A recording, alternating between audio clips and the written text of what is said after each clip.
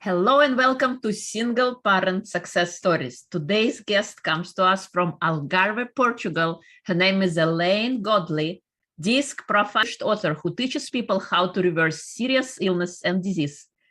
She is a past single parent twice, and she has a daughter, Charlotte, who is 40, and Andrew, who is 28. Welcome, Elaine. It is a pleasure to have you. Thank you very much, Irina. Thank you for the invitation. That makes me sound so old. My daughter is 40 and my son's 28. I can't believe it's just ridiculous. I feel barely 25 myself, and here we are talking these numbers. It's madness. I think age is just a number. It's how you feel. And looking at you, you look very bright, very energetic, very lively. I wouldn't give you anything past 40. Thank you. You look I love you. Awesome. Thank you. I was 65 a couple of weeks ago. I can't believe it myself, but I'm a health mentor and I'm definitely walking my talk. So there we are. Awesome. So please share with us your story. How did you become a single parent? Okay, so the first time was with my second husband. The marriage wasn't going too well. We had a business and we had a lot of money coming in. The business was going very well. And I hadn't noticed that my husband was an alcoholic, and all the business success and the drinking and the socializing. I thought that's what all business people did. And that's how we all behaved. I was in my mid-20s when we started the business, well, early 20s when we started the business. So young and naive and not coming from business families, either of us. We had money coming in, we spent it. We had more money coming in, we spent that. And that's how our life was. And then one day he strangled me and left me for dead. So that was a bit of a shock. So that was definitely the end of the relationship. That was the 31st of January, 1989. So I then became a single mum with Charlotte, who was then she was 7 years old then. So that was a very difficult time because it was in the 1980s, the late 80s, and she had,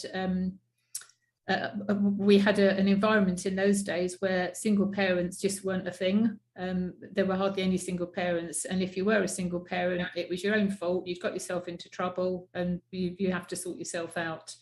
I couldn't get anywhere to stay. I left the family home because of the safety aspect of it.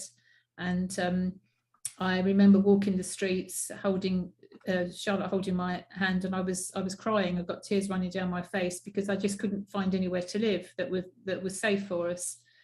My mum at the time was urging me to go to a women's hostel because of the domestic violence, and I wasn't happy with that because I was working in the city in London, and I was going to work all booted and suited, and you can imagine how I would have been received in a hostel in those days. You know, I'm sure things are different now, but in those days it wouldn't have been a very good scenario.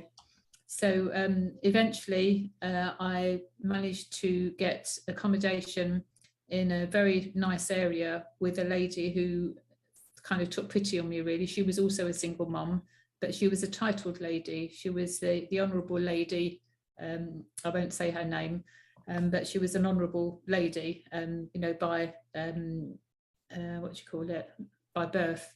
So she kind of took pity on me, and long story short, Charlotte and I ended up renting one of her cottages from her, and in return I was paying some rent, but I was also helping her with some different jobs and errands and things. And then we became great friends, and I ended up buying a cottage from her, so I got myself on my feet. And that lasted about 2.5 years, that single parent period. In that time, I decided to create a school reunion. We hadn't met from the school since about 25 years later. So I organised a school reunion and then met somebody who I was at school with, although we didn't have any connection at school, and we got on well. And then one day Charlotte came home from school and she turned herself into that person.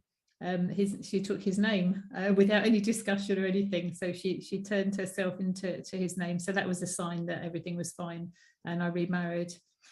Then that went on, was fine for a few years, and then I was I was just getting exhausted with things, and we didn't know at the time. And I then had my son, our son, and it turns out that he wasn't just a difficult child; he was actually autistic.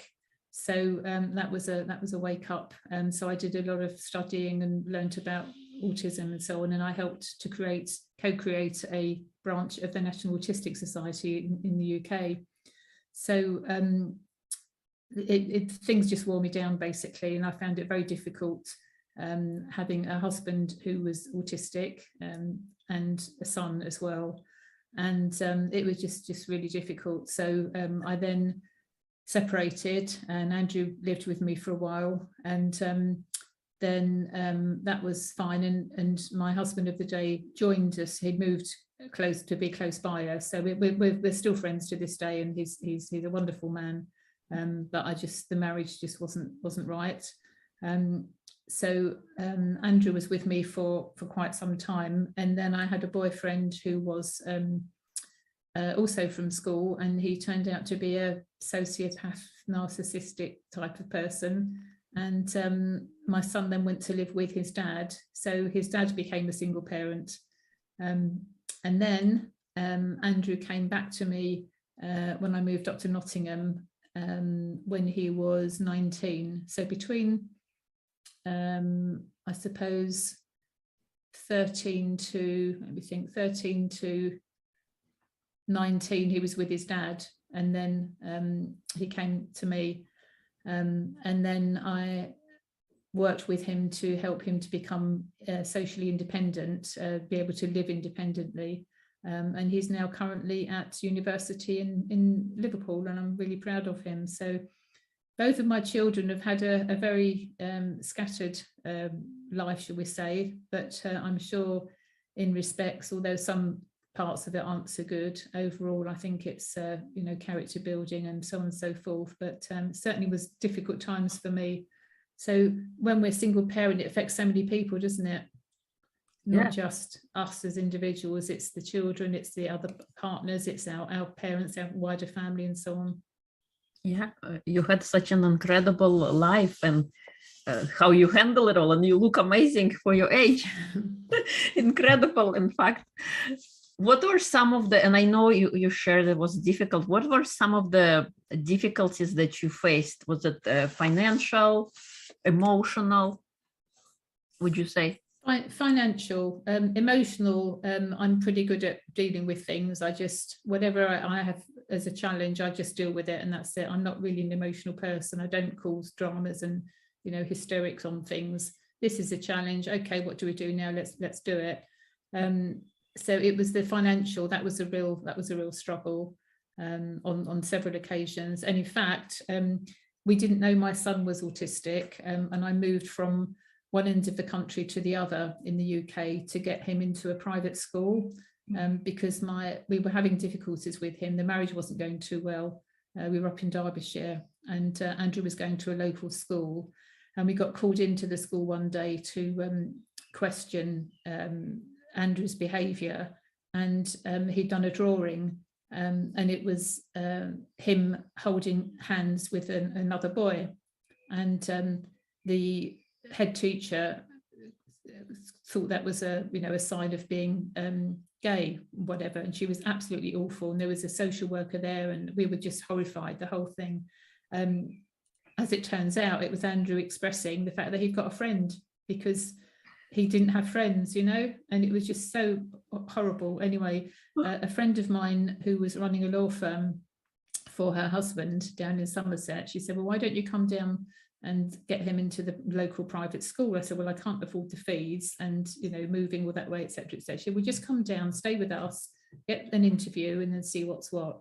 Anyway, long story short, Andrew had the interview, sailed through it, got very high scores in maths and English, and they said, yes, we'd love to have your son.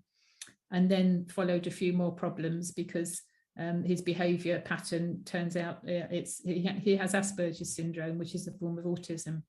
And the private fees, which I didn't have any money for private fees, so I did a swap. I stayed at my friend's, Andrew and I stayed at my friend's place. She had a farm, so we kind of had a wing in the farmhouse, which is rather nice.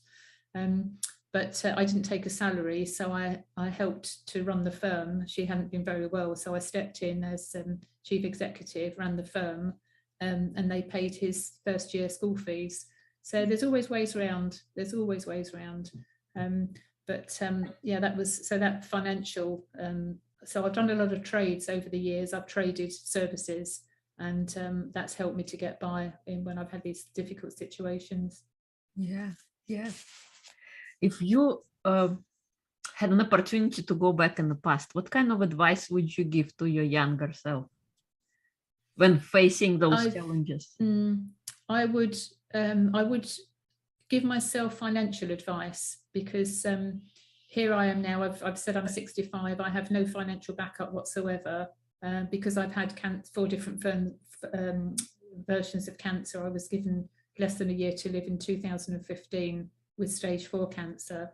So I've cashed my private pension in. I have no savings as such, because I've used them basically to keep me going.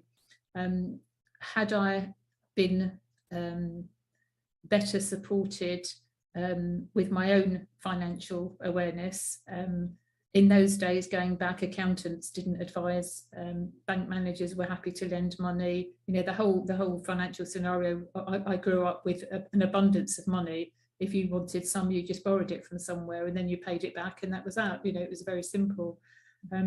So I don't have a good financial grounding. So I would definitely suggest financial education of some sort. Mm-hmm. Yes. What do you want to be remembered by? The way that I help people to reverse serious illness or to be proactive. So the work that I do now, because of my situation that I've gone through the cancers, I know how to fix them. I've also cured myself of the kidney disease I was born with, which I did that over 25 years ago. So I've learned a lot, and I've trained in nutrition and biohacking and the biochemistry of the body and so on, and behaviour. I've become an expert in the DISC behaviour profiling tool. So I've merged all those into a program, and the program that I've created is very special. It's very unique. And as I say, we can either help people to reverse serious illness or avoid it in the first place. And I'm already known for that, but I'd like to become known wider for that, and also train other people to do what I do. And that would give me a lot of pleasure.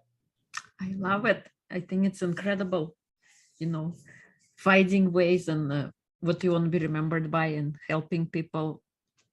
That diagnosis that we hear from doctors doesn't have to be final. There is another way. Absolutely. There's always an answer. It doesn't matter what the challenge is. There's always at least one answer, sometimes more, but there's always at least one answer to any challenge whatsoever. Yeah. What do you think is the most important trait to instill in a child? Be yourself. Stand in your own values and principles, and don't budge. If somebody says something to you and it doesn't feel right, follow your intuition. So by following your intuition, you know if something's right or not, because your body tells you. You have a feeling somewhere or another. Some people it's in their heart, some people it's in their stomach, wherever you get that feeling. So start to know your body, know when your intuition is speaking with you, and follow your intuition, and know what your values are, know what you will and what you won't compromise on. And I've been tested on that many times, and also been cast out as well in some circles, because I stand up for my principles, and I won't stand for any nonsense. And if somebody tries to persuade me something that's, you know, I don't agree with, then I won't do it, and that's it. But I'm a strong character in the DISC profiling terms. But not everybody is as robust and resilient as I am. So I'm learning to be more empathic and compassionate through my experiences as well, and knowing that not everybody is as a tough cookie as I am. I love it. I think believing in yourself is so important. And oftentimes as kids, as little kids, we hear a lot of no's, we hear a lot of constrictions and trusting others and figures of authority. And yes, we need to comply to our parents and educators, but sometimes it kills the inner spirit that believe in yourself.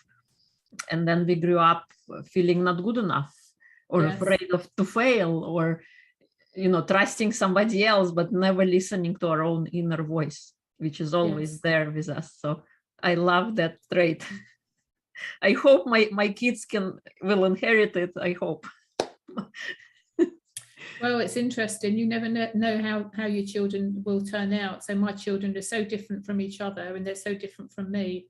So we can't, they say that's another thing, we can't instill what we believe in into our children, although that's kind of what we do by default.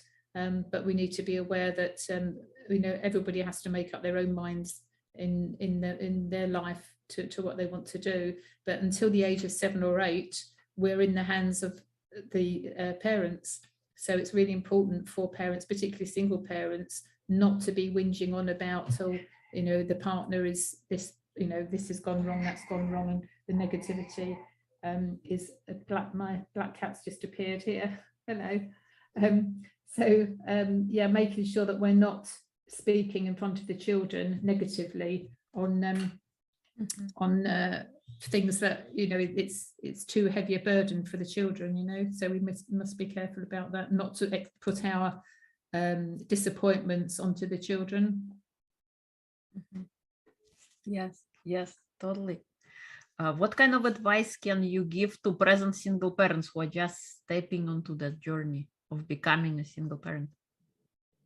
What I've just said, really, just make sure that you are strong, you are grounded, you are following your intuition, you are resolute in what your values are, what you'll stand for, what you won't stand for, and basically standing in your power, regardless of how you've become a single parent. Some people end up becoming single parents and are very, very sad about it. Others are very happy about it. I meet some single parents that the relationships got turned sour, and it's the best thing they've ever done by separate. So everybody has a story, but at the end of the day, you need to be resolute, strong in your own space, your own intuition, financial things. It's not about money, but try and get on a decent financial footing. But the values and the principles and the intuition are far more valuable than money is. And I get upset when I hear people, about the, do they call it alimony, or what do they call it? Where you get money from the partner to pay for the children. Child support. Sorry, what's it called? Child support. That's it, yeah, child support. So, which, however it works, the child support thing. I didn't have any child support for either of the children, but I had support from Andrew's father. Huge amount of support. So I'm ever grateful for that. But I've never had any financial support, and it's not about finances. It's about the whole picture. So some single parents get het up on the financial side of things. And they can become quite mean about things, so just open your heart. You did love the person at one time, just try to remember the nice times and the fact you've got beautiful children as a result. That's the gift. The children are the gift. Yes. Yeah, oftentimes it's difficult during the process, and then of course, absolutely. That's why having a support network is really important as well, and having the right kind of support network, not the people who are going to be telling you off and moaning at you and not providing support. And support comes in many ways. It comes in a friend's cooking a meal for you, or taking the children for an hour, or meeting them from school or something like that. If you're not having a good day, there's lots of different ways that we can support each other, but it's really important that we collaborate as best we can. Yes, yeah, thank you. What is some of the exciting things in your life right now? What are you excited about? Very excited because I'm living here in Portugal. The sun is now coming out. The sun is getting warmer. And it's I've got my own place now, which is wonderful. The first time since I've been here. I've been here 2 years now. I've got many friends. I do a lot of socializing, which is fabulous, but I've also created a health program, which is bringing together a variety of different modalities. So 2 laboratory tests, hair mineral analysis, and a blood analysis, a biochemical analysis, and a behaviour analysis. So all 4 of those I've brought together into a rather unique programme with mentoring from me. So whether somebody has got stage 4 cancer, as I had, or other serious diseases, or want to avoid them, wherever you're at on the scale. I get a lot of clients who come to me because they've gone to their GP. The GP has given them lots of blood tests, various other tests, can't find anything wrong, and send them away with a bunch of prescriptions. One lady the other day had 7 prescriptions and the doctor couldn't find what was wrong with her. So she came to me, and within a very short space of time, getting the laboratory testing done, we got to the root cause of the problem. So that's what I specialise in, getting to the root cause of the problem. We can then create a plan for recovery. And the recovery is always the same kind of roadmap. It's healthy eating, healthy nutrition, clean air, clean water, positive mind, body, spirit stuff. Is none of it's rocket science. Mineral supplementation and detoxing, they're also really important factors, but everybody's different, so everybody gets a slightly different version, but it's all very similar. But let's see what's going on in your body. So I'm really excited about that. Yeah, I love it. I think it's amazing.